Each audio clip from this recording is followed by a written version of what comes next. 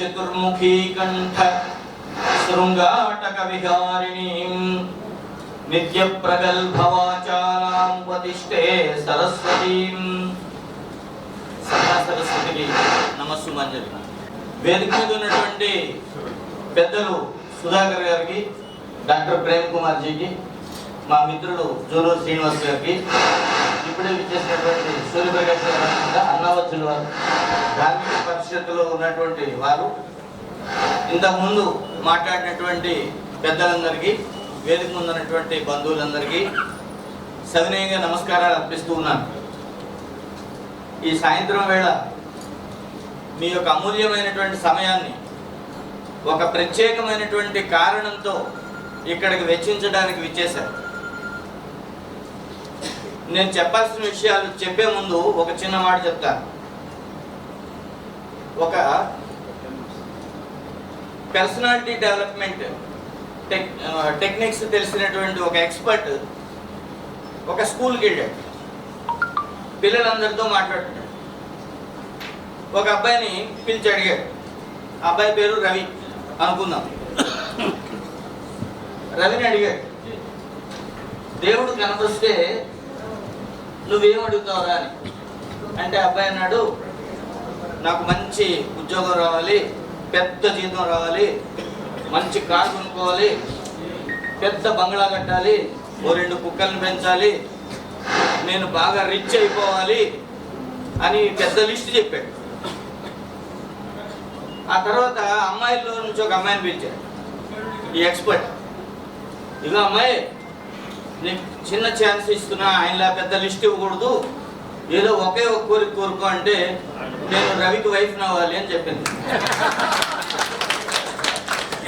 అంటే what ever Ravi gets she will get easily. ఇప్పుడు మనందరిని ఒక ప్రశ్న అడుగుతారు, నేను ఎక్స్పర్ట్ని, మీరందరూ రవిలు. ఇప్పుడు దేవుడు ప్రత్యక్షం అయితే మీకేం కావాలని అడుగుతారు. సుధాకర్ జీతో స్టార్ట్ చేద్దాం. India should regain its own supremacy. It should become again a great country like we were 1000 years back. నేను గత 34 ఏళ్ళుగా టీచర్గా ఉన్నాను కాబట్టి నాకు ఈ అలవాటు పోతుంది, దయచేసి ఏమనుకోండి. ఇప్పుడు మా శ్రీనివాస్ గారిని అడుగుదాం. మనం ఏం చేయకపోయినా ఏదైతే చేయాలని అటువంటి వాళ్ళు ఉన్నారో వాళ్ళకి మనం సహకరిస్తే సరిపోతుందని చెప్తాం. మీరు అమ్మాయిలాగా మాట్లాడారు కదా. మనం ఏమేమైతే అవ్వాలని కోరుకుంటున్నామో, కాశ్మీర్ సమస్య పోవాలి, కేరళ సమస్య వచ్చింది, తలనొప్పి తగ్గిందంటే మోకాళ్ళ నొప్పులు వచ్చాయి, కేరళ సమస్య వచ్చింది, అటువైపు ఏమో వెస్ట్ బెంగాల్ వచ్చింది, ఇక రకరకాలు వస్తూనే ఉంటాయి. మీకు ఈ సమస్యలు తెలంగాణలో కూడా వచ్చింది అంటున్నారు. ఇంకా అంత ప్రమాదం రాలేదండి. ఇవాళే మనకు ఒక పిక్చర్ టీవీలో కనపడింది. ఆ పిక్చర్ నేను ఫేస్బుక్ లో పెట్టాను, చాలా మంది రెస్పాండ్ అయ్యారు. మన తెలుగులో కొన్ని పదాలు ఉన్నాయి కానీ వస్తువులు లేవు. ఎప్పుడు కూడా భాషా శాస్త్రంలో వస్తువు ఉంటేనే వరల్డ్ డెవలప్ అవుతుందండి. కానీ వస్తువు లేకుండా మన తెలుగులో ఒక పదం ఉంది. ఆ పదం ఏంటి అంటే గాడిద గుడ్డు. ఇవాళ రేవంత్ రెడ్డి గారు అది నెత్తి మీద పెట్టుకొని టీవీ ముందు వచ్చారు. ఆయన ప్రజల్ని నెత్తిని పెట్టుకోలేడు, గాడిద గుడ్డుని నెత్తిని పెట్టుకుంటాడు. కాబట్టి మనకు కావాల్సింది ఎవరు కావాలంటే ప్రజల్ని నెత్తిన పెట్టుకునేటువంటి వాడు కావాలి. ప్రజల్ని నెత్తిన పెట్టుకునేటువంటి వాడిని మీరు డ్రైవింగ్ సీట్ లో కూర్చోబెట్టండి, గాడి హాయిగా ప్రయాణం చేస్తుంది. వారు ఎవరో చేయొద్దారు, పాపం వచ్చినట్టుంది. ఆంజనేయులు గారా? గడిల ఆంజనేయులు గారు కాదు, సరే. విశేషం ఏంటంటే ఇవాళ కార్మిక దినోత్సవం, కానీ ఈ హాల్లో ధార్మిక దినోత్సవం జరుగుతుంది. ధార్మిక దినోత్సవాన్ని మర్చిపోయి ఎవడో ఏదో మత్తు మందులో దిగి వాడు చెప్పిన కవితల వెంట పరిగెట్టాం. మంచి యంగ్ స్టేజ్లో శ్రీశ్రీని చదవని వాళ్ళు ఉందాం, మనందరం చదువుకుంటాం. అందరం ఉద్యమాల వైపు పరిగెట్టిన వాళ్ళు ఉంటాం. ఆకలి రాజ్యం సినిమా చూసిన వాళ్ళు ఉంటాం. కూలి కోసం పట్టణంలో బ్రతుకుదామని బయలుదేరిన బాటసారికి ఎంత కష్టం రాసేసాడు. పదండి ముందుకు దూసుకంటే మనం కూడా దూసుకుపోయాం. అడవుల్లోకి పోయాం, తుపాకులు పట్టుకున్నాం. వాడెవడో చద్దరు కప్పుకొని 4 పాటలు పాడాడు, పరిగెట్టాడు. ఈ సమస్య ఎంత ఘోరాలు సృష్టించిందో మన గాంధీ నారాయణ గారు నాకంటే బాగా చెప్తారు, వారు బాధ్యత గల ఆఫీసర్గా వచ్చారు కాబట్టి. ఎందుకు ఈ మాట చెప్తున్నానంటే సమాజాన్ని భ్రష్టు పట్టించి ఒక దుర్మార్గమైనటువంటి మార్గంలో నడిపించినటువంటి వాళ్ళే మేధావులుగా ఉండి స్వాతంత్ర్యం వచ్చిన తర్వాత కూడా మనం అంటే ఏంటో మనకు తెలియకుండా మనందరినీ ఒక జోలపాటలో పడుకోబెట్టి నేను ఫలానా అని చెప్పుకునేటువంటి స్థితి లేకుండా మనందరినీ మోసగించినటువంటి ఒక ప్రవాహం 70 ఏళ్ల పాటు నడిచిపోయింది. 2014లో ఢిల్లీలో ఎప్పుడైతే ప్రభుత్వం మారిందో పెద్దలు గమనించాలి, లండన్లో ఒక ఇంగ్లీష్ పత్రిక ఏమని రాసిందంటే ద ఎరా ఇంగ్లీష్ ఎరా has ended in India today అని రాసింది. ఈరోజు ఆంగ్ల ప్రభుత్వం భారతదేశంలో పూర్తయింది అని చెప్పేసి మీరు ముందుకు వస్తే ఆపేమని అర్థం. అదే అచ్చా మోడీ గారు అందరికి ఇంగ్లీష్ వచ్చేయండి, తెలుగు రాని వాళ్ళే కనబడుతున్నారు. మాతృభాషలోనే చెప్తాను, నేను తెలుగుతోటే పొగ్గు తింటున్నా స్వామి 34 ఏళ్ళు, తెలుగే నా బతుకు. విశేషం ఏంటంటే తెలుగు మాస్టర్లను కొంచెం ఇంగ్లీష్ వాడుతుంటాం, ఎందుకంటే మాకు రాదనుకుంటారేమో, అంతే, అంతకుమించి ఇంకేం లేదు. విశేషం ఏంటంటే భారతదేశంలో ఆంగ్లేయ ప్రభుత్వం ఈనాటితో అంతమయ్యింది. ఏనాటితో అంటే మోడీ గారు ఎప్పుడైతే ప్రైమ్ మినిస్టర్ అయ్యారో ఆనాటితో అంతమైంది. ఇది నేను మీరు చెప్పినటువంటి మాట కాదు, లండన్ లో పత్రిక ఘోషించినటువంటి మాట. ఏమండి మనం కూడా చెప్తాం, మనం చెప్తే విలువ లేదనుకుందాం, పోనీ మనకి అంత అలవాటు అయిపోయింది కదా, వాడు చెప్తేనే మనం లెక్క పెడతాం. ఇప్పుడు మనం కూడా చెప్తాం అనేటువంటి దమ్ము మనకు వచ్చింది ఎందువల్ల అంటే ఆ దమ్మున్నటువంటి మగాడిని అక్కడ కూర్చోబెట్టాం కాబట్టి. మొదటి 5 ఏళ్లే ఉంటాడులే వెళ్ళిపోతాడు అనుకున్నారు, 282 సీట్లతోటే వెళ్ళిపోతాడు అనుకున్నారు. మామూలు మొగుడల్లా ఏమనుకోకండి, ఘరానా మొగుడై వచ్చాడు 303తో. తర్వాత ఇప్పుడు లెక్క ఆయన ముందే మైల్ స్టోన్ ఫిక్స్ చేశాడు, అగలీ బార్ 400 పార్. ఆ 400 రీచ్ కావాలంటే ఏ 400 షహర్ హమారా అని హైదరాబాద్ గురించి చెప్తున్నాం కదా, యహాసే హమ్ 3 కో పిజానా పడ, ఇక్కడ నుండి మనం 3 పంపించాలి. ఆ 400లో మన వాళ్ళు ఉండి తీరాలి. ఇది మన బాధ్యత. ఈ బాధ్యతను మనం నెరవేర్చడానికి అనేకమైనటువంటి పనులు చేయాల్సినటువంటి అవసరం ఉంది. పెద్దగా కష్టపడక్కర్లేదు, 10 మందిని ఇలా కూర్చోబెట్టి అవసరం ఏంటో చెప్పాలి. 2014 తర్వాత దేశంలో వచ్చినటువంటి అనేకమైనటువంటి మార్పులు మీకు నేను చెప్పక్కర్లేదు. ప్రముఖమైనటువంటి మార్పు ఏంటంటే మోడీ క్రిమి సంహారక మందులు వాడుతున్నాడు, పెస్టిసైడ్స్ అంటాం, పురుగుల మందులు అన్నమాట. ఆయన మందులు వాడటం వల్ల ఏమి చస్తున్నాయంటే క్రిములు చస్తున్నాయి, క్రిములు చస్తున్నాయి. అర్థమైన వాళ్ళకి అర్థమైనంత మీ అదృష్టం. ఏమిటండి అని నాకు వాట్సాప్ మెసేజ్ పెట్టకండి. క్రిములు గిలగిలాడుతున్నాయి, వాళ్ళ మధ్య తిరుగుతున్నారు కాబట్టి నాకు తెలుస్తుంది.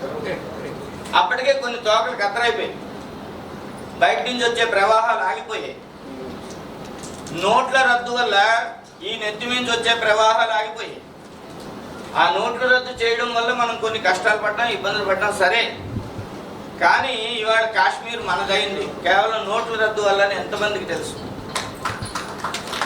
ఇది పెద్ద ఏమండి, ఇవాళ పాకిస్తాన్ ఏమో బిచ్చమెత్తుకుంటుంది, వారు చెప్తున్నారు నోట్ల రద్దు వల్ల. అర్థమైందా?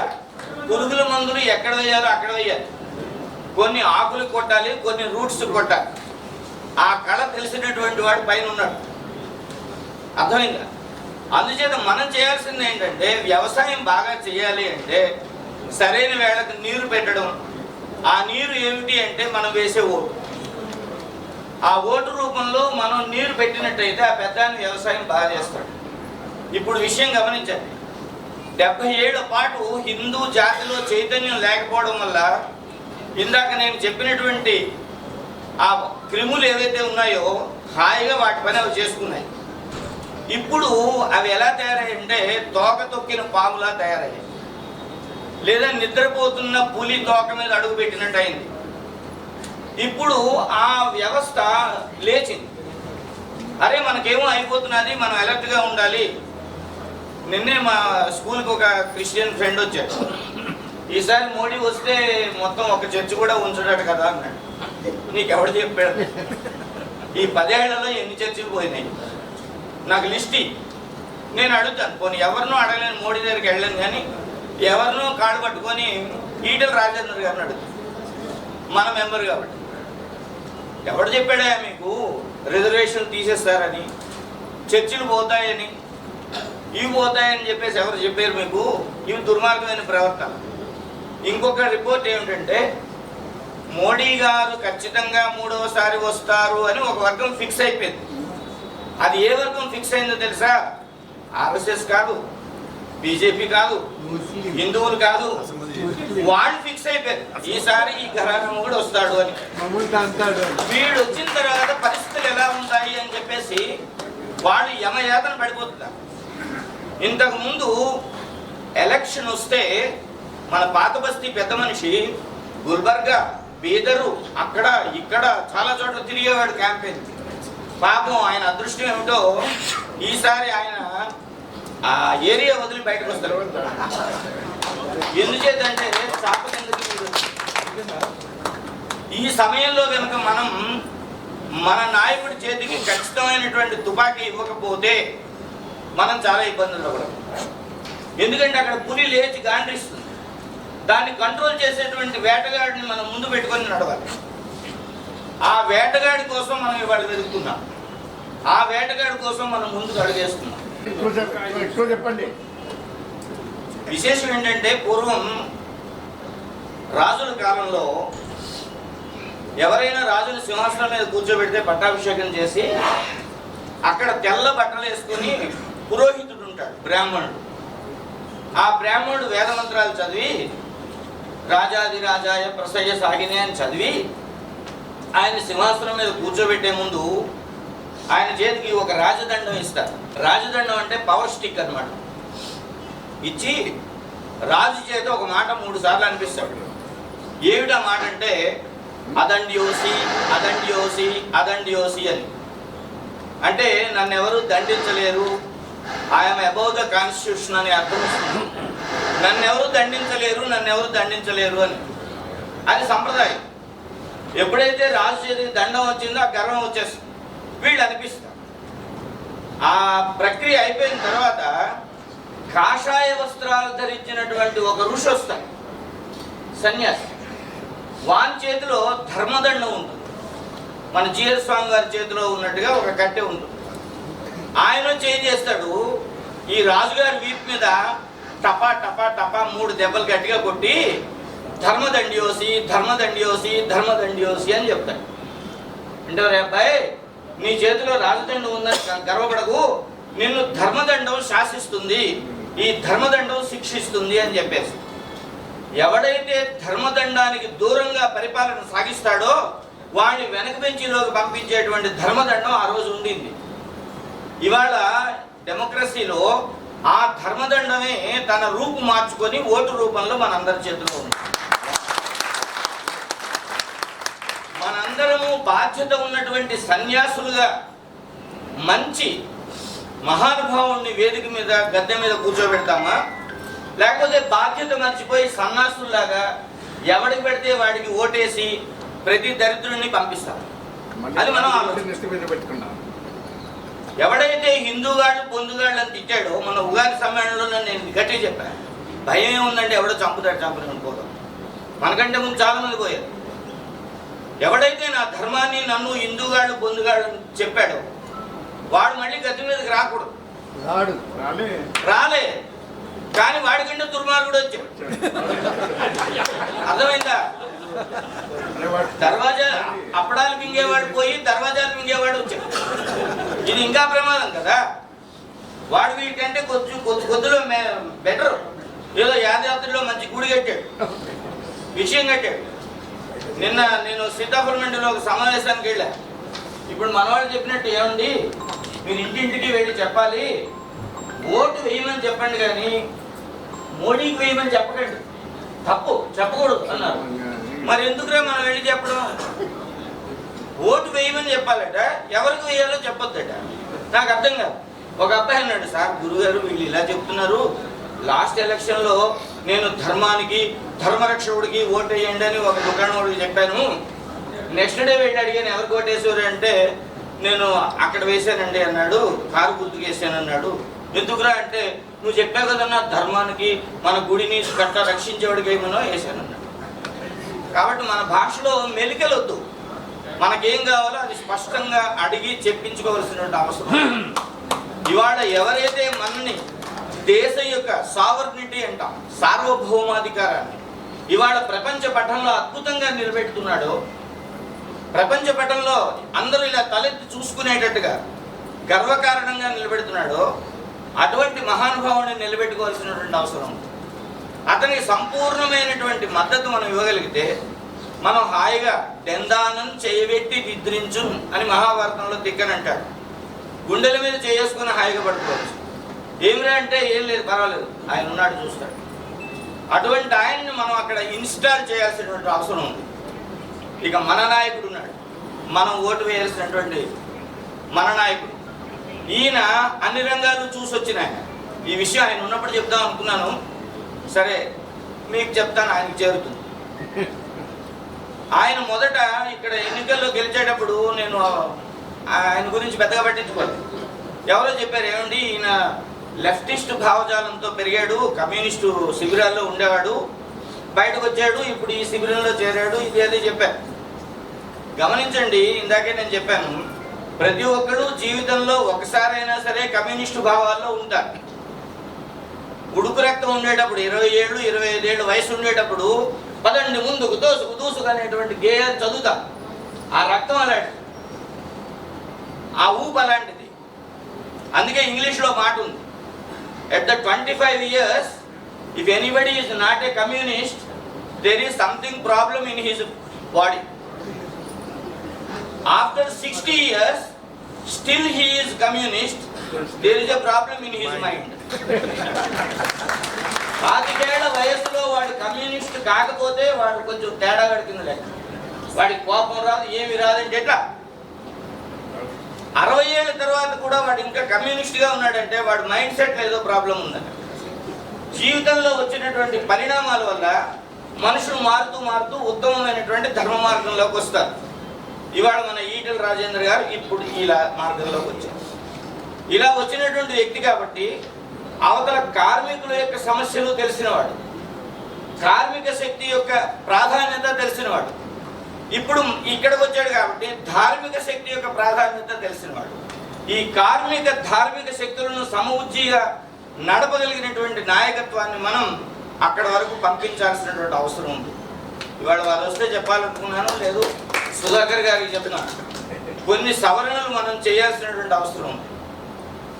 ఈ ఎన్ఏఏనో అవి చెప్తారు కదా, చట్టాలు తెస్తారు ఇవి అని చెప్పేసి, పాపం ఆ చట్టం వస్తే ఇక్కడ ఎవరిని ఉంచరట, బోర్డర్లో బస్సులకి పంపిస్తారట అనే ప్రచారం కూడా జరుగుతుంది.